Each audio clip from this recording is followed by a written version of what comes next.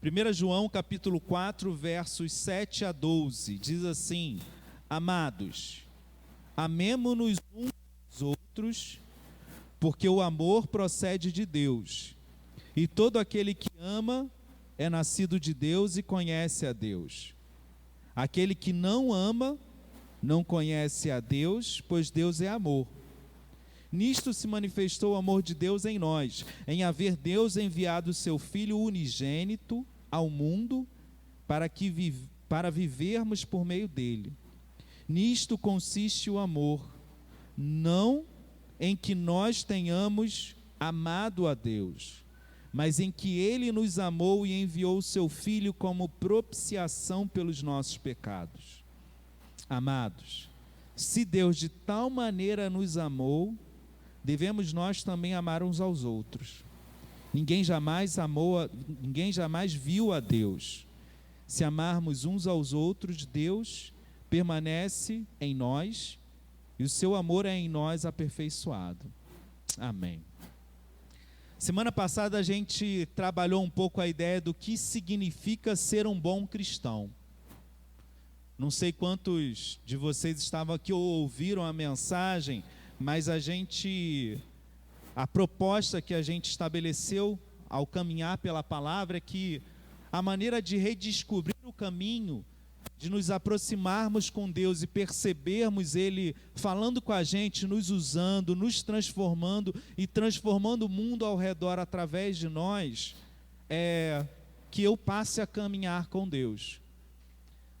É estranho a gente ter que falar isso, mas para todos nós, o ir à igreja se torna um risco de cair na mesmice. Você já teve essa experiência de você colocar um aviso para algo que você precisa lembrar toda hora, mas como aquele aviso está ali há tanto tempo, você já não vê mais, ele deixa de ser um aviso. E quando a gente fala da vida cristã, muitas coisas têm a ver com isso, porque muitas mensagens são repetidas. Parece estranho a gente ter que falar que caminhar com Deus diariamente é uma exigência de todo cristão. A gente não deveria precisar que alguém nos falasse isso, mas a palavra o tempo todo tem avisos para nos trazer de volta, porque a vida, ela faz com que a gente se distraia. E aí a gente definiu que o primeiro passo é esse. E o segundo passo é que quando você caminha com Deus, você vai caminhar com outras pessoas. A vida cristã não é algo solitário. Então, para a gente entender isso de maneira clara e fundamental, eu acho que de maneira bem radical a gente pode dizer que não há cristianismo sem caminhada diária com Deus. Eu não estou dizendo que olha, eu sou melhor do que você, ou esse grupo é melhor do que aquele. A gente está dizendo que quando você vive um suposto cristianismo, em que você não tem relação com Deus, isso se torna vazio, e ao longo do tempo vai matando a gente. Não é um cristianismo proposto por Cristo. O que Cristo propõe para cada um de nós é, olha, vem caminhar comigo. E essa caminhada é o cristianismo. Viver com Deus todos os dias. Aí talvez você possa argumentar, mas pastor, a minha vida é muito pesada. Eu trabalho demais, eu tenho filhos, eu tenho segundo emprego, eu estudo, eu faço isso, eu faço aquilo. Entenda da seguinte maneira. Imagine que você usasse esse mesmo argumento para dizer por que você não consegue comer todo dia. O seu corpo não ia se importar nem um pouco com o seu argumento. E ao longo do tempo, o seu corpo ia começar a adoecer até morrer. Você pode argumentar em relação à comida? Não, olha, hoje eu não comi porque não tive tempo. O que a gente talvez não consiga entender é que tal como a comida é uma necessidade diária, é uma prioridade, é urgente, para o cristão caminhar com Deus também é. Não há argumentos que possam abonar as consequências da negligência nessa área. Não sei se você está conseguindo entender o que eu estou dizendo, mas a gente precisa sair daqui com essa mensagem mínima e clara. Assim como comer, caminhar com Deus é uma necessidade diária e precisa ser prioridade na minha vida. Nenhum argumento vai mudar as consequências da nossa negligência nessa área. Talvez a gente precise repensar nossas prioridades. Talvez a gente precise repensar a nossa agenda. O que a gente não pode repensar é a necessidade de caminhar com Deus todos os dias. Bom, dito isso, e a gente já passou domingo passado na mensagem toda trabalhando. Se você não esteve aqui ou não ouviu a mensagem, ouça, e a gente pode conversar mais sobre isso. Mas o próximo passo dessa caminhada é entender que caminhar com Deus vai me levar a viver relacionamento com outras pessoas de maneira diferente. Percebe como a gente desenhou a fé hoje? Normalmente a gente tem cada vez mais aumentando o número de grandes igrejas, com mais de 500, 1.000, 2.000, 3.000, 4.000 pessoas. E essas igrejas se transformaram em auditórios, que apresentam excelência no serviço. Ótimas pregações, ótimas mensagens, ótimo trabalho com as crianças, ótimo jogo de luz, cadeiras confortáveis, ar-condicionado, e você se torna simplesmente consumidor. Você senta, ouve, sai dali feliz e vai para sua casa, sem ter o prejuízo de ter que se relacionar com as pessoas, delas saberem quem você é, delas conhecerem as suas falhas, de você ter que se expor. Viu aquelas igrejas pequenas que o pastor manda apertar a mão do outro, né? Que no final do culto manda orar em dupla. Que coisa mais incômoda, deve você ficar tentando pensar no motivo de oração, que não te desmascare, que não te exponha demais. A gente vive num mundo reservado e a fé se tornou algo individual. É o ditado, né? Fé não se discute. Será que a fé pode ser algo privado? Eu já te digo de cara, a fé não foi feita para ser algo privado. É um engano de um modelo, do modelo que a gente pode chamar da pós-modernidade, jogar a fé e reservar ela a um espaço que seja do indivíduo. Porque a fé é para ser vivida. A fé é relacionamento não só com Deus, mas com as pessoas. Ela vai mudar como você age, como você interage, quem você é. É impossível ela ser privada. É impossível ela ser individual.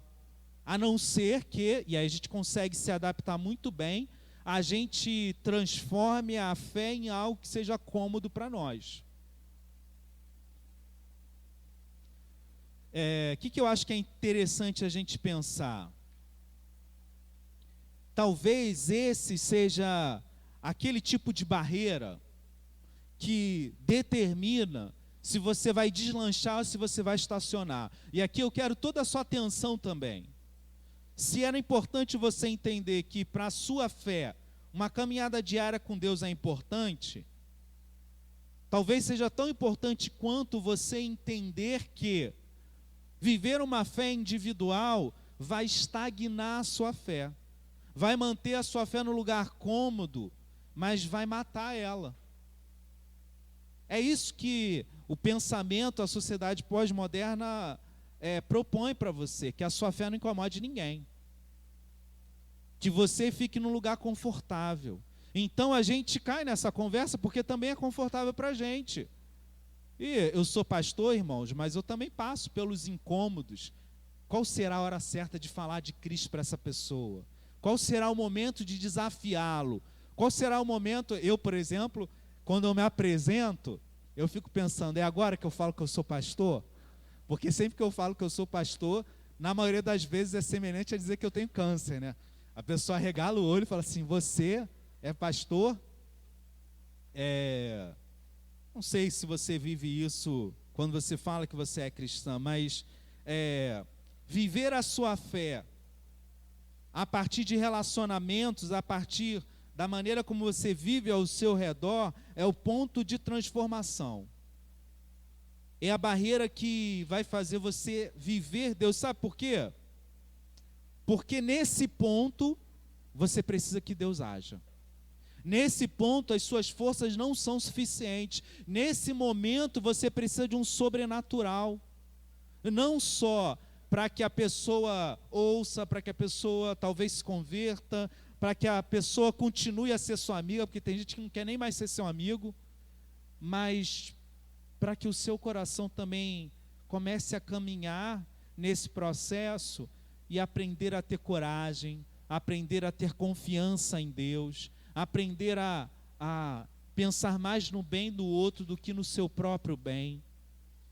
A gente vai caminhar um pouco mais, mas eu quero que você entenda que aceitar o desafio de viver uma fé pública a partir dos seus relacionamentos é o que vai determinar se a sua fé vai seguir adiante ou vai morrer. É só você recapitular na sua cabeça, você vai começar a ver o quanto isso é verdade. O quanto esse é um ponto da caminhada que vai dizer se a gente vai avançar ou não. Bom, vamos voltar lá para o texto? Eu quero ler ele de novo. Quantas vezes você já leu o texto de 1 João 4, de 7 a 12? Ah, Deus é amor, devemos amar uns aos outros. O quanto disso você ouve e fala, eu vou fazer isso agora. Eu vou sair daqui pronto para viver essas coisas. Mas, por exemplo, se eu falasse assim, olha, Deus está dizendo que você é vitorioso, que você vai sair por essa porta para vencer, porque Ele é todo poderoso. E aí você ouve essas coisas e fala assim, Senhor, peguei essa palavra, ela é minha, eu vou sair daqui, eu vou viver isso, é isso que o Senhor tem para mim hoje. Eu vou sair nesse mundo e vou ser um vitorioso, eu vou ganhar o mundo, porque o Senhor é aquele que luta as minhas batalhas, o Senhor é aquele que luta as minhas guerras, o Senhor é por mim, ninguém será contra mim. Mas algumas palavras a gente ouve, e literalmente, eu falo porque acontece comigo também, entra por aqui, sai por ali. E a gente tem um mecanismo de defesa, porque parece que isso é difícil demais de viver. Então eu vou ler pausadamente o texto de 1 João 4, de 7 a 12, e eu quero que você comece a ouvir, feche seus olhos, ouça, e perceba o que Deus tem para você, como você pode aplicar isso. Vamos lá. 1 João 4, de 7 a 12. Amados, amemo-nos uns aos outros, porque o amor procede de Deus. Todo aquele que ama é nascido de Deus e conhece a Deus. Aquele que não ama não conhece a Deus, pois Deus é amor. Nisto se manifestou o amor de Deus em nós, em haver Deus enviado o seu Filho unigênito ao mundo para vivermos por meio dele. Nisto consiste o amor, não em que nós tenhamos amado a Deus, mas em que Ele nos amou e enviou o seu Filho como propiciação pelos nossos pecados. Amados, se Deus de tal maneira nos amou, devemos nós também amar uns aos outros. Ninguém jamais viu a Deus. Se amamos uns aos outros, Deus permanece em nós e o seu amor é em nós aperfeiçoado. Bom, só para a gente... o texto tem uma repetição muito grande de palavras e a gente se perde. Então eu vou dar uma caminhada para a gente ler um pedacinho e tentar conversar, e eu quero ouvir vocês. Verso 7 e 8, vamos lá. Amados, amemo-nos uns aos outros, porque o amor procede de Deus. E todo aquele que ama é nascido de Deus e conhece a Deus. O que vocês entendem disso? O verso 7 diz o que para você? Amados, amemo-nos uns aos outros, porque o amor procede de Deus. E todo aquele que ama é nascido de Deus e conhece a Deus. O que significa isso? O que está dizendo isso para você? Primeira coisa, o amor é o quê? É algo que eu me esforço para viver? É uma obrigação que eu tenho e eu preciso colocar todas as minhas fichas nisso? O texto começa com uma ordem. Na verdade, ele começa dizendo quem nós somos. Amados. Vocês são amados. Vocês são amados e esse amor precisa ir além de vocês. Lembra o que eu acabei de falar? O amor não pode parar em você. Amados, amemo-nos. Você, se não é amado, não pode amar. A gente ouve as pessoas comentarem e essa pessoa é mal amada. Ou então quando a pessoa está brigando, está reclamando, e está mal amada. O ditado popular diz para a gente o que a palavra de Deus afirma com muita propriedade: só pode amar quem é amado. Amados, amemo-nos uns aos outros. A gente precisa amar uns aos outros, isso é uma ordem. Mas junto com essa ordem vem uma explicação. Diz que o amor vem da onde? Vem de Deus. Eu não posso tirar amor do meu coração, eu não posso fabricar amor, eu não posso criar amor. Eu preciso encontrar em Deus o amor que vai fazer com que eu ame as pessoas. Você está entendendo o que eu acabei de falar num texto longo? A Bíblia coloca num versículo: eu sou amado por Deus e consigo amar as pessoas. Se eu me relaciono com Deus, a minha capacidade de amar as pessoas é colocada em mim. Eu preciso amar, não porque essa é uma ordem, mas se eu estou sendo amado, se Deus faz de mim o alvo do seu amor, o amor pelas outras pessoas vai ser um processo natural, uma consequência, algo que vai acontecer, porque isso vai dizer que eu nasci de Deus, que eu sou nova criatura. Verso 8, aquele que não ama não conhece a Deus, porque Deus é amor. Quer dizer que a minha vida de caminhada com Deus tem um problema, e eu acho que é legal, porque a gente precisa de termômetros para dizer como é que a gente está. Às vezes a gente se perde. Deus está dizendo, olha, tem um termômetro para você perceber como é que está a sua vida espiritual. Quando você olha para as pessoas ao seu redor, o que você sente? Ah, pastor, dá vontade de matar um. Meu chefe, então, se ele pudesse sumir da minha vida, estava ótimo. Meu vizinho, poxa. E a gente começa a pensar nas nossas relações familiares, relações dentro da igreja. Deus está dizendo, isso é um termômetro. A tua caminhada com Deus tem um grande problema, ela não está acontecendo. Não se engane, não ache que você pode deixar a caminhada com Deus e disfarçar o teu relacionamento com outras pessoas, para que todo mundo ache que você está bem com Deus. Um dia a máscara cai. Deus está dizendo, olha, não dá, aquele que não ama é porque não conhece a Deus. Nisto se manifestou o amor de Deus em nós, em haver Deus enviado o seu Filho único ao mundo, para vivermos por meio dele. Quer dizer que a gente não consegue dar um passo sem Cristo. Ele é o meio pelo qual vivemos. A vida que o reino propõe para mim só pode ser vivida a partir da caminhada com Deus. Se eu não levo a sério, se eu não tenho como prioridade o estar com Deus, o me relacionar com Deus, a vida no reino é impossível. Ela não pode ser vivida pelo homem natural, ela não pode ser vivida pelo esforço, ela só é vivida pela graça de quem conhece Deus e caminha com Ele diariamente. E não estamos falando de amar pessoas bonitinhas e amáveis. Eu estou dizendo, você amar todas as pessoas. Amar não significa não perceber o erro das pessoas. Um exemplo rápido para a gente entender isso. Como é que é quando... sei lá, um vizinho ou um colega de trabalho que você não tem muito contato, comete um erro contra você. Você fica indignado, você quer a reparação, você quer a justiça, mas vai um amigão teu fazer a mesma coisa. Vai a pessoa que você tem uma grande gratidão por ela, cometeu o mesmo ato, falar a mesma coisa, tropeçar na mesma coisa e falar assim, ah não, tudo bem, poxa, foi um deslize. O amor faz isso. Ele não tira de você a percepção da verdade. Ele não tapa o sol com a peneira, mas você encara as pessoas, as situações, os momentos de outra maneira, com o coração de quem perdoa, com o coração de quem foi perdoado. E isso faz toda a diferença na vida. E aí o texto vai continuar dizendo: nisso consiste o amor, não em que nós tenhamos amado a Deus, mas em que Ele nos amou e enviou seu Filho como propiciação pelos nossos pecados. Deus está lembrando: olha, peraí, cara, você está lembrando que você é devedor? Você está lembrando de que você tem uma grande dívida comigo, a ponto do meu filho ter que morrer numa cruz? Isso é o amor. O amor se resume a isso. Deus olhar para a sua vida e para mim e dizer: eu vou perdoar, eu te perdoo.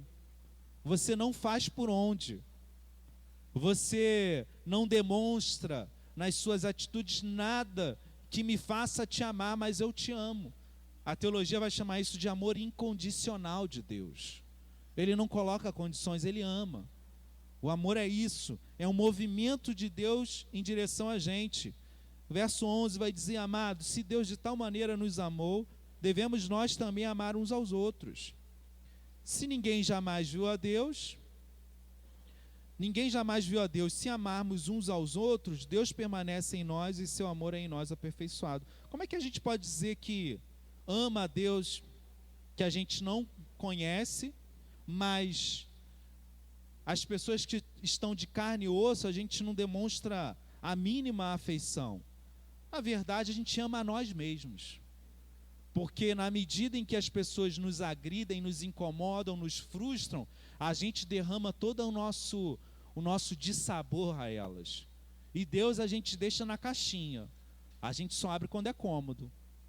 Esse é o cristianismo atual. Por isso que está dizendo: Deus é real. Deus se demonstra na vida das pessoas que estão ao seu redor. Percebeu? Eu acho que o texto é mais do que claro em apontar para a gente que a gente tem um desafio. O primeiro desafio é estar com Deus, é caminhar com Ele, é fazer disso prioridade. O segundo é fazer com que isso transborde na nossa vida. Mas como é que isso acontece na prática? Como é que estar com Deus todos os dias vai mudar realmente quem eu sou? Então, só para a gente pensar em alguns exemplos, talvez você esteja no restaurante, comendo e puxe uma conversa com o garçom, e ele comenta com você que ele tem 2 empregos para sustentar os seus 4 filhos, a mãe doente mora com ele, e ele ainda tem um sobrinho que o pai morreu e ele tem que sustentar. E os 2 empregos dão na conta. E aí você ouve uma história dessa, e aí você lembra da tua caminhada com Deus. Você lembra das palavras de Deus, por exemplo, em Mateus 6,19, dizendo que a gente não deve acumular tesouros sobre a terra, mas sim tesouros sobre o céu. E aí Deus te leva a dar uma gorjeta generosa, que talvez não faça tanta falta para você, mas vai fazer uma grande diferença na vida daquele homem. A necessidade de alguém se torna uma porta aberta para um gesto generoso e uma breve oração. Ou talvez, de repente, a gente ache que só em alguns momentos oportunos o céu esteja aberto, mas até nas horas estranhas, o céu está ao nosso redor. Para quem dirige, por exemplo, o trânsito é uma grande provação. Talvez você esteja naquele engarrafamento e você está com hora, apressado, e o negócio não anda e vem aquele abençoado. A gente vai usar aqueles nomes, né? Filisteu. E ele vem talvez pelo acostamento, pela calçada, pela contramão, e quer entrar bem na tua frente. E aí o teu sangue sobe, o teu coração começa a murmurar e desejar, talvez, que você nessa hora seja um super-herói, a ponto de, com um estalar de dedos, fazer o carro dele sumir, ou suspender, ou ficar, enfim. E aí o seu coração começa a imaginar tantas coisas, desejos ruins. E eu lembro as palavras de Jesus, por exemplo, para Pedro: arreda, Satanás, porque você não cogita das coisas do céu. E aí eu tenho meu coração acalmado, entendendo que o mundo jaz no maligno, mas a minha O meu chamado não é para responder segundo o mundo, mas para viver segundo o céu, para perdoar, para ser generoso, para abençoar. E aí a gente precisa estar atento às brechas que a gente mesmo dá no nosso coração. E a gente só está atento quando a gente caminha com Deus. Quem anda com Deus diariamente anda diferente. Alguma coisa vai mudar no seu lidar com as pessoas.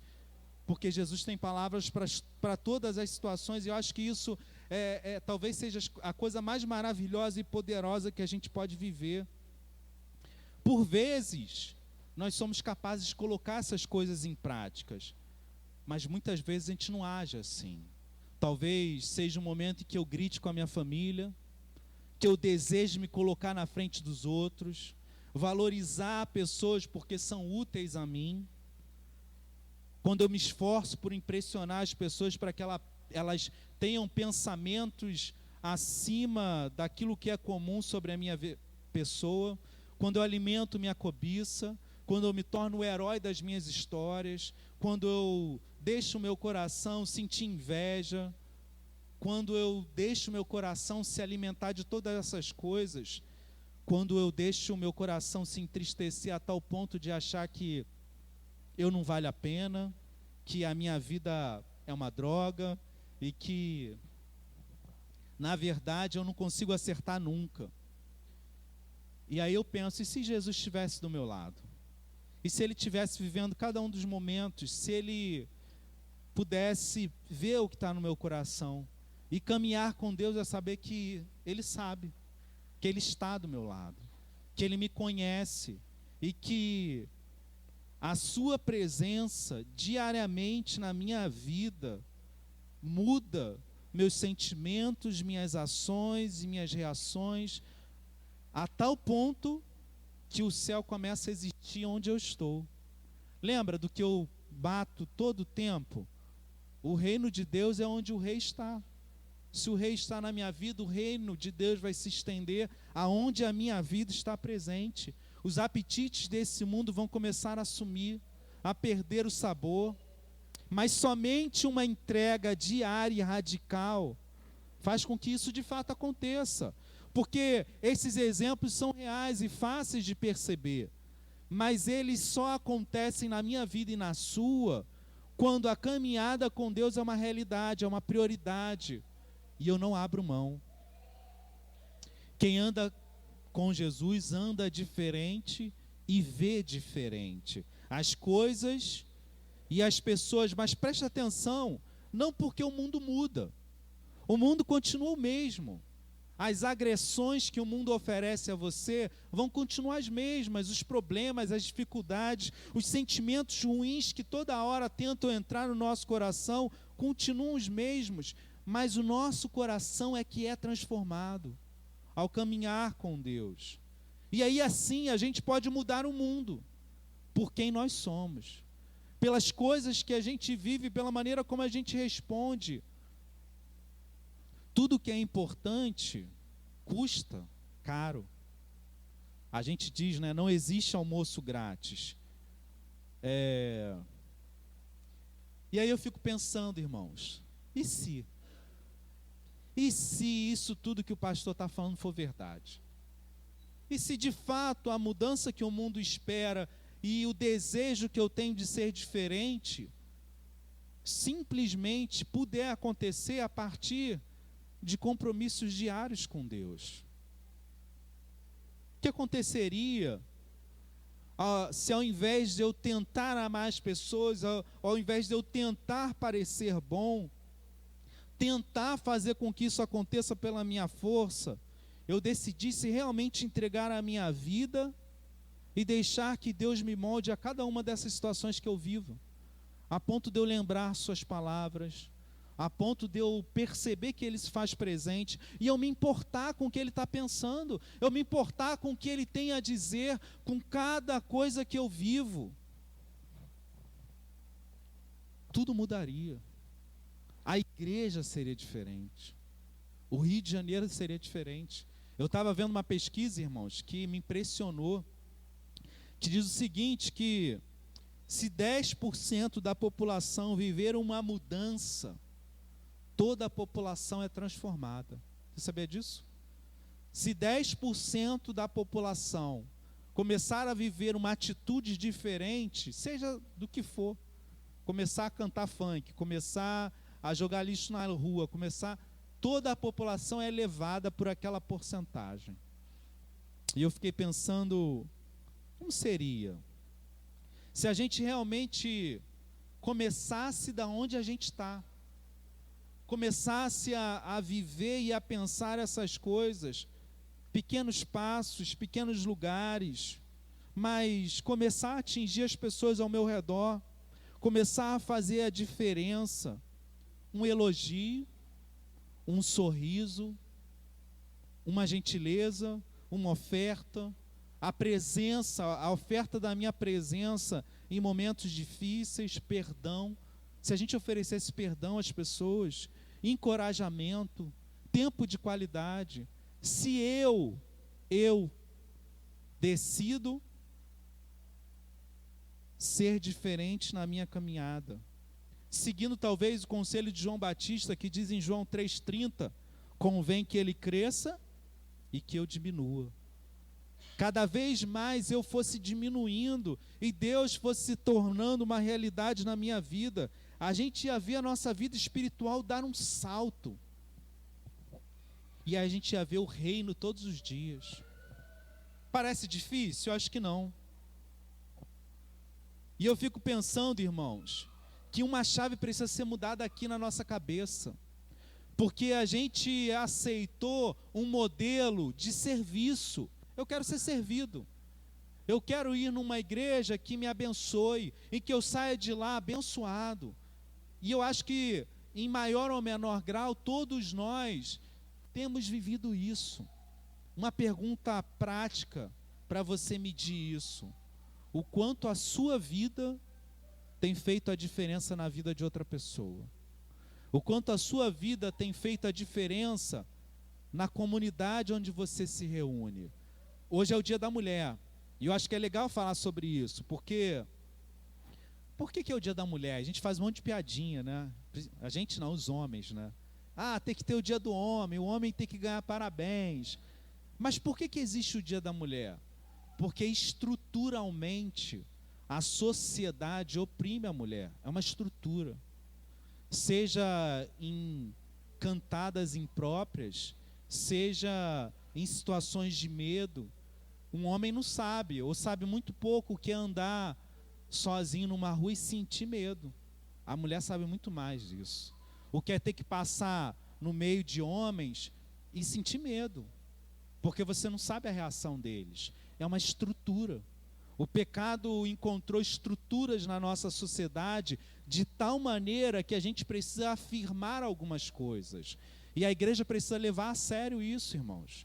Precisa levar a sério. Agora entenda que essa estrutura não diz respeito só à mulher. Eu acho legal pegar esse gancho e dizer, olha, estruturalmente existem pecados que estão acabando com a nossa maneira de viver o cristianismo, de viver a igreja. A gente senta aqui e vai para casa. E se a sua vida fizesse a diferença na igreja? Porque, olha o movimento, preste atenção. Preste atenção. A fé é individual, você nem precisa da igreja. Você pode orar sozinho. Você pode ouvir milhares de sermões online de ótimos pastores. E aí, eu cansei de ouvir pessoas falando assim, pastor, eu não estou na igreja não, mas estou bem com Deus. Isso não existe. Essa é a pior frase que alguém pode falar para mim. Porque você está dizendo, sabe, isso tudo que a gente acabou de falar. Eu me importo com Deus, mas eu não estou nem aí para as pessoas. Eu sei que a igreja fez muito mal, mas ela só fez mal porque nós somos pecadores. E a nossa proposta é viver algo diferente juntos, porque essa é a proposta de Deus. E o quanto você se importa em mudar estruturas com os seus pequenos atos. Infelizmente, irmãos, hoje é uma minoria em todas as igrejas que decidem usar, entregar a sua vida à disposição de Deus para quebrar estruturas. E aí eu percebo quanto pequenos atos podem fazer grande diferença. Uma pessoa que decida ficar ali na recepção para receber bem as pessoas. Aí a gente ouve pessoas falando assim: nossa, eu sou muito bem recebido na igreja, por causa daquela pessoa. Uma pessoa que decida criar um movimento de oração e dividir motivos com outras pessoas, o quanto nós seremos equipados e fortalecidos, porque uma pessoa tomou a decisão.